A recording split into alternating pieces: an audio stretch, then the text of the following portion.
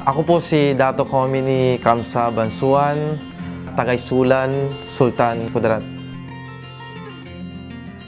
Sa araw-araw, sa paggising sa umaga, usually minsan doon ko nabubuo yung kanta minsan eh. Naririnig mo yung mga ibon na sa paligid. Happy naman tayo na kahit papaano kumakanta tayo about sa kapayapaan.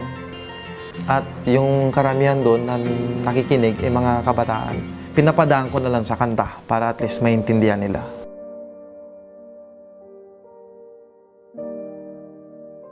Na-invite po ako sa isang parang program, Eid al-Fitr para sa mga kabataan, sa mga bata dito po sa UP, Diliman. So, nataon na nandun po si Secretary Gingeles. So, narinig niya po yung mga awitin ko about sa kapayapaan. But doon po parang nagsimula yung lahat na one time pinatawag po ako ni Secretary para sa isang event. At yun po yung isa rin po sa National Peace Awardee, parang Presidential Awardee sa pagiging ambassador. So doon po nagsimula yun. May peace concert ata po sa Quezon City Memorial Circle.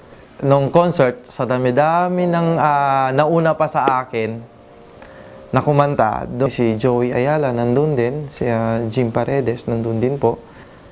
So nung ako lang kumanta, biglang umulan. Yun yung nakakatuwa. Bakit sa dami-dami na bakit sa akin pa bumagsak yung ulan? Pero okay naman po kasi hindi naman po natinag yung mga kapatid po natin para manood. Especially yung mga kapatid nating Muslim na nanggaling-galing pa sa ibang lugar dito sa Manila, sa Taguig, sa Quezon City. So, pasalamat pa rin po ako dahil nandun pa rin po sila. Sa dami po ng nakakasalamuha ko at sa dami ng mga lugar na napupuntahan ko para isulong ang kapayapaan, ang pagiging peace ambassador ko po ay nagsilbing instrumento para lalo kung mapabuti at mapalawak ang panawagan para sa kapayapaan. Naisa sa puso ko rin po ang pagiging magandang ehemplo sa lahat, lalong-lalo na sa ating mga kabataan. Mahalagang ipagpatuloy ang panawagan sa kapayapaan upang mapanatili natin ang kaayusan at katahimikan sa ating paligid at mamuhay ang lahat ng walang takot at pangamba. Kapayapaan ay nag-umpisa sa kanta ko.